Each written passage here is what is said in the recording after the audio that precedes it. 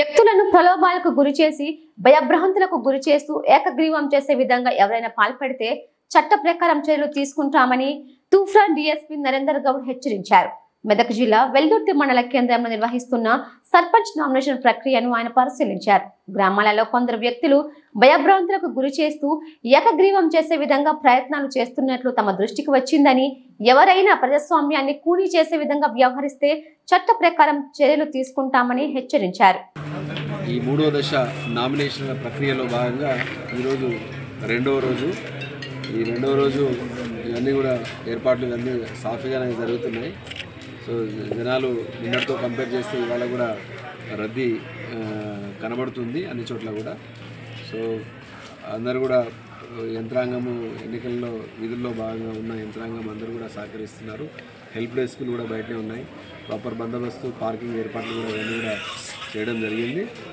అందరికీ కూడా మేము చెప్తున్నాము ఏంటంటే కొన్ని చోట్ల ఈ సింగిల్ నామినేషన్స్ తర్వాత అసలు ఒకే నామినేషన్ కొన్ని వార్డులల్లో అంటే మిగతా చోట్ల పడుతున్నాయన్న నోటీస్కి వచ్చేసింది. ఏది అయినా కూడా ఎవరైనా ప్రలోభ పెట్టినా భయపెట్టినా ఏ రకంగా కూడా చేసినా కూడా దాన్ని సింగిల్ నామినేషన్స్ చేసి తర్వాత యునానిమస్ చేసే ప్రయత్నము, దాంట్లో ఎలాంటి ప్రలోభం ఉన్నా భయభ్రాంతులకు గురి చేసినా కూడా మేము దాని మీద తీవ్రమైన చర్యలు తీసుకోవడం జరుగుతుంది. మీరు స్వేచ్ఛగా మీరు నామినేషన్ వేయండి, ఎలాంటి భయపడద్దు, తర్వాత ఎలాంటి ప్రలోభాలకు లోను కావద్దు, మీ ఇష్టం, ఇట్స్ అప్ టు యూ.